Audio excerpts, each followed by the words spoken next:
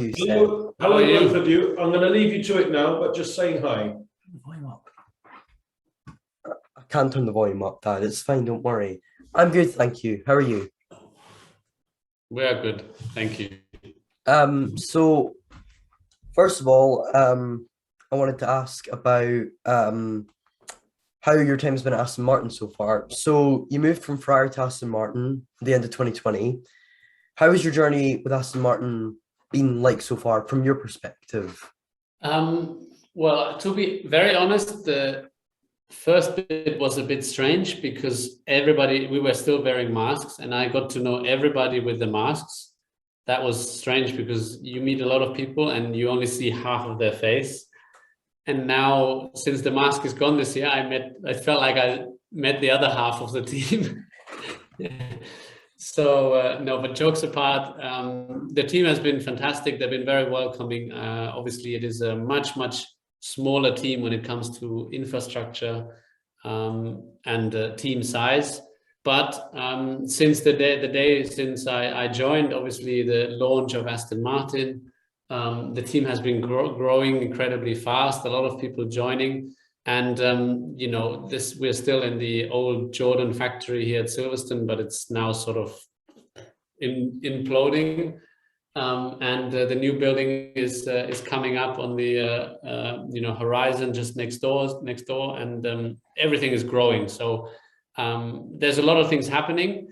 When you speak about track performance, then you probably seen and remember. Then there was obviously 2020 was a great year for the team, and then 21 was a disappointment because of the way the rules got cut. I think it hurt the team or the car performance. And then there was an early shift to focus to 2022. Now 2022, the start of the year hasn't been fantastic. I think the car philosophy that we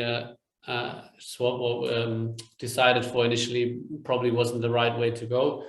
And but it's been incredible. I think we've, since Barcelona, we've adopted a new car basically, and we're learning our way, and it seems to get better every race. Now we have some parts this week in Silverstone. We see where we end up with this. So all in all, there has been some stones or a lot of let's say steps to take on the way, but it feels like we're going up. It doesn't feel like we're going down. So that's the good news, and the team is great. I think working with the people is great, and from an engineering point of view as well, I think the team is very strong. So we just need a stronger package, and then I think things will start to click. You've sort of answered my second question already, which was about how would you say your season's gone so far? But you said it's getting better every single race, and that's been shown on track. Obviously, sixth place in Baku, more points on the board. What's the aim for the end? Where do you think you're going to be at the end of the season? Well, the aim clearly has to be, obviously the regulations are totally different this year. The regulations though are set for the next year. So the aim really has to be to get on top of the regulations, understand them, and then, make sure we are already making the right progress this year. There's a bit of an unknown sort of thing hovering above because of the budget cap. It's a new territory for all the teams. Like, how much money can you spend? I mean, we do have a plan, but how much will it impact? And you can't do everything that you would like, maybe. I think everybody will get more expertise the more often you run with this sort of new regulations. But therefore, the clear ambition or the target for this year is to be, we have to, we're currently at the back of the midfield. We have to consistently get out of the midfield and try and close the gap to the front. Now, ideally, we close the gap completely and we are winning races at the end of the year, but you have to be realistic as well. It is quite a substantial gap, let's say, from fourth strongest team to the first two teams, which are Ferrari and Red Bull. Mercedes sort of hovering in the middle. Some races a bit closer to them, other races a bit closer to the midfield. But that's realistically the target. But we're not the only ones, because the midfield then is very tight. So you have us, you have McLaren, you have at times even Williams, you have Haas, and now I'm forgetting somebody for sure. You have AlphaTauri. Alfa Romeo? And Alfa Romeo, exactly. all hovering, let's say, around the same. Some weekends, and Alpine, some weekends better, some weekends a bit worse off. So that the clear target has to be to step ahead.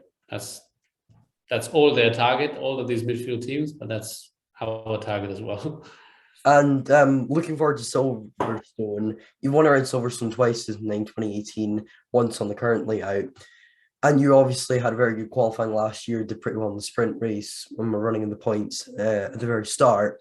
Are you expecting to be fighting for the points again, battling with the Alpines, the AlphaTauris, etc.?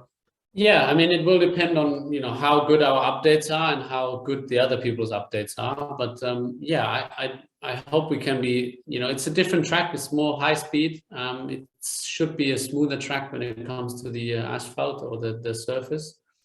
So I can't give you an exact answer, but I hope we can be in a similar position or stronger. But I think it will be a defining race in terms of, it's a proper racetrack. And, it will give us an idea. Obviously, the last time we've been on a proper track was in Barcelona with this package. Now we have an evolution of the package, and we see how strong we will be, which gives us, let's say, the next couple of races an indication of where we are going to be. And final question. And I hope it's not every 9 years, because that would mean the next time I win the race is 2027. So. Yeah. And final question. How old? I'm going to be 40 in 2027. I think that's too old. Yeah, I know it makes you laugh from where you are in age, but it doesn't make me laugh anymore. And probably your father next to you, it doesn't make him laugh either. So. Well, it's your birthday next week, so It's the birthday next week. That's good.